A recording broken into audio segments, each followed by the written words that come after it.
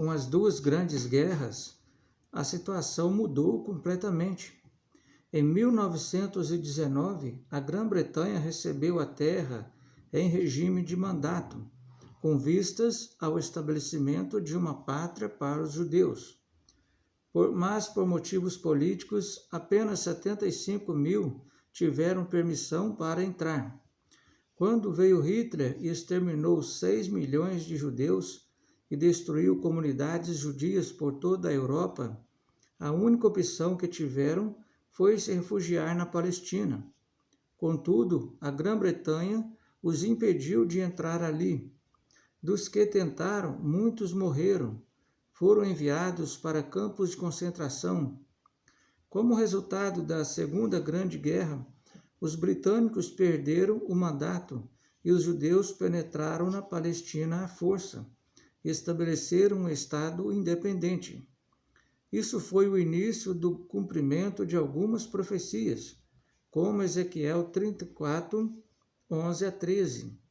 Porque assim diz o Senhor Jeová: eis que eu mesmo, procurarei as minhas ovelhas e as buscarei, como o pastor busca o seu rebanho no dia em que está no meio das suas ovelhas dispersas.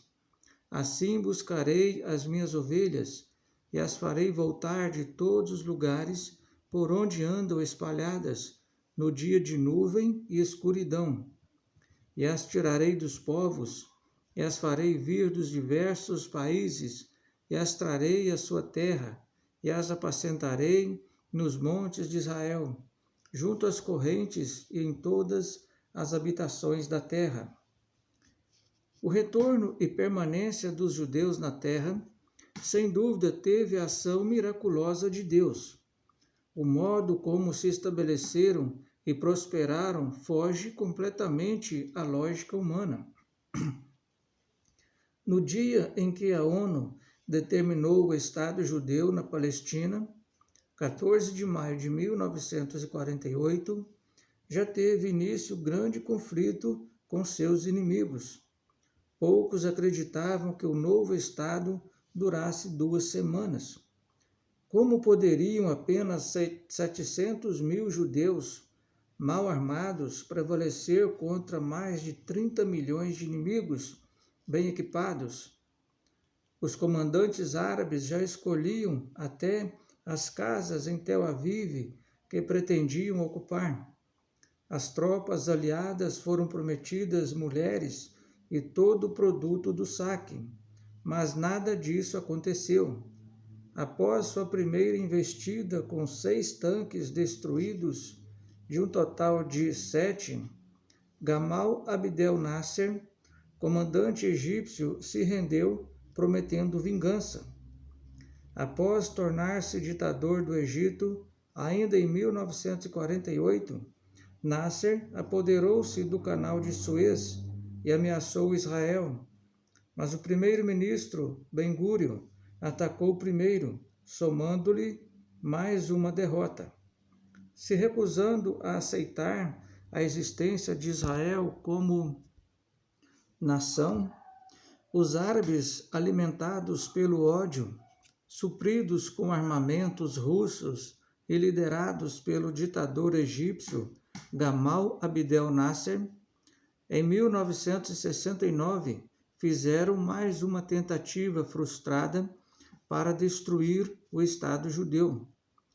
Na qualidade de comandante supremo das forças aliadas e bem armadas, Nasser proclamava: nosso objetivo básico é destruir Israel. O resultado foi que Israel ampliou 4 vezes seu território e Jerusalém passou totalmente para o domínio judeu. Em apenas 6 dias de guerra, foram mortos 10 mil egípcios, 15 mil jordanianos e milhares de soldados de outros países. Somente para o Egito, as perdas foram 400 aviões, 600 tanques, veículos, armas e munições, somando um total de US$ 1,5 bilhão de dólares, enquanto que para Israel apenas 700 soldados perderam a vida. intervenção divina. Naquele tempo, os egípcios serão como mulheres e temerão por causa do movimento da mão do Senhor dos Exércitos, porque ela se há de mover contra eles. E a terra de Judá será um espanto para o Egito, todo aquele a quem isso se anunciar se assombrará por causa do propósito do Senhor dos Exércitos, do que determinou contra eles. Isaías 19, 16 e 17. Não havia a menor possibilidade de Israel sair vitorioso nestas 4 guerras, 1948, 1956, 1967 e 1973, se não fosse a mão de Deus operando em favor deles. Uma nação com menos de 3 milhões de pessoas, sem receber ajuda de nenhum outro país, derrotar em tão pouco tempo nada menos do que 14 países aliados com uma população superior a 100 milhões de habitantes. Em 29 de maio de 1967, portanto, uma semana antes da guerra, Nasser discursava certo da vitória. O povo árabe tem que lutar. Esperamos o dia propício para estar plenamente preparados. Agora nos sentimos bastante fortes e, se entrarmos na batalha contra Israel, Deus nos ajudará e haveremos de triunfar. Com esta certeza, decidimos dar os passos atuais. A rádio de Amã advertiu os israelenses: é melhor fugir agora, enquanto não chegamos. Vocês sabem como os árabes exercem sua vingança. Vocês serão todos mortos. Portanto, é melhor abandonar o país agora, enquanto ainda há tempo. Mas nada disso aconteceu. Os judeus venceram mais uma vez e muitos soldados voltaram da batalha convertidos e relatando milagres que tinham testemunhado. Um jornal cristão de Jerusalém publicou alguns desses milagres, salientando a maneira inexplicável como tudo aconteceu. Muitos aviões de combate egípcios não estavam preparados. Centenas de tanques e canhões nem sequer chegaram a entrar em ação. O radar não funcionava devidamente. Muitas vezes, o alarme dos ataques aéreos só era ouvido quando Israel já havia atacado e atingido seu alvo. Soldados testemunhavam que, quando não havia mais possibilidade de sobrevivência, um varão de branco apareceu por alguns segundos entre as fileiras e os egípcios, tomados por repentino assombro, fugiram em debandada. Alguns paraquedistas que foram enviados com a missão de tirar o inimigo de posição estratégica não encontraram ninguém porque os egípcios fugiram sem disparar um só tiro. Em Sharm el-Sheikh, 2 paraquedistas israelenses depararam-se com um enorme tanque egípcio, do qual sobressaíam as cabeças de 2 soldados. Por que será que eles não nos matam? Pensei. Ou será uma emboscada, se nos veem perfeitamente? O meu companheiro e eu nos movíamos vagarosamente, cuidadosamente, em direção ao tanque, mas os 2 soldados que o tripulavam não se mexiam, pareciam rígidos. O que será que aconteceu?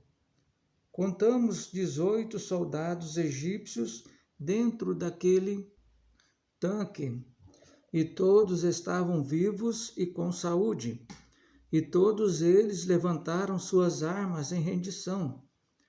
O tanque estava cheio de armas, canhões carregados e pronto a semear a morte e destruição. Perguntamos aos soldados por que é que não disparavam. Não podemos explicar, responderam eles. Quando vimos os soldados israelitas, as nossas mãos ficaram paralisadas. Não podemos mover os dedos, e um medo terrível se apossou de nós. E é só. Cristão evangélico testificou. Antes da guerra dos 6 dias, um homem idoso andava pelas ruas de Jerusalém, predizendo exatamente o que se iria passar e o dia em que o conflito principiaria. Ele declarou que o Deus de Israel está vivo e que prometeu estar com seu povo durante a batalha. A profecia se cumpriu literalmente. Deus lutou por Israel na guerra dos 6 dias, pois de outra forma nunca poderíamos vencer, tal a proporção dos exércitos em cena. O mais interessante ocorreu na campanha do Sinai com os militares egípcios, feitos prisioneiros. Perguntamos a um veterano de guerra egípcio por que motivo desistiram eles com tanta facilidade. Respondeu-nos que tanto ele como seus companheiros tinham visto os anjos ao lado dos israelitas. Verdadeiramente Deus interveio em defesa da minúscula nação israelense. Robert Barry, diretor do escritório sobre OVNIs, Pensilvânia, Estados Unidos, disse: Deus e seus OVNIs, dirigidos por seus anjos pilotos, ajudaram Israel na vitória sobre os árabes nas 4 guerras.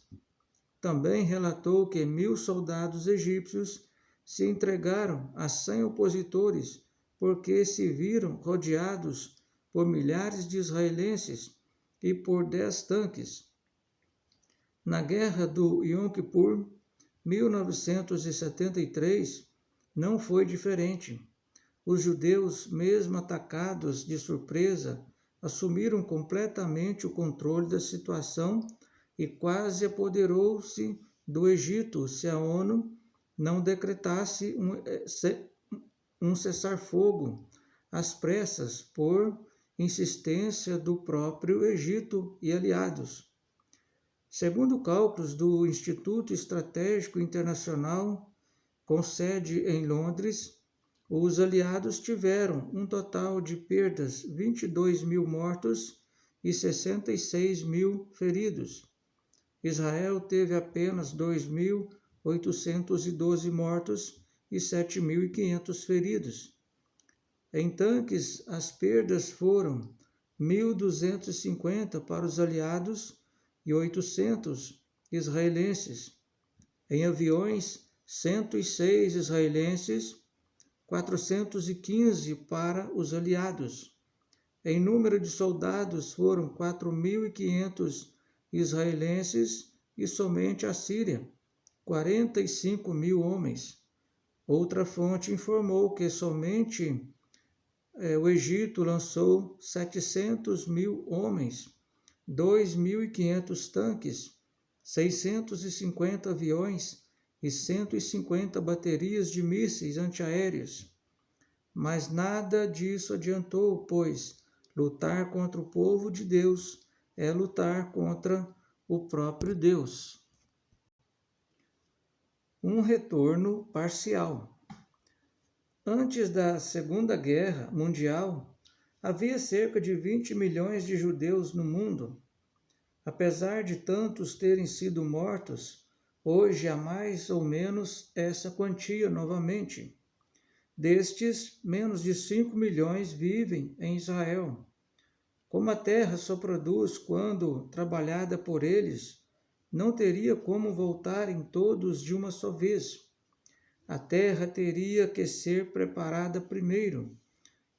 E tu, filho do homem, profetiza aos montes de Israel e dize: Montes de Israel, ouvi a palavra do Senhor. Mas vós, ó montes de Israel, vós produzireis os vossos e dareis o vosso fruto para o meu povo de Israel, porque estão prestes a vir. Ezequiel 36, 1 e 8.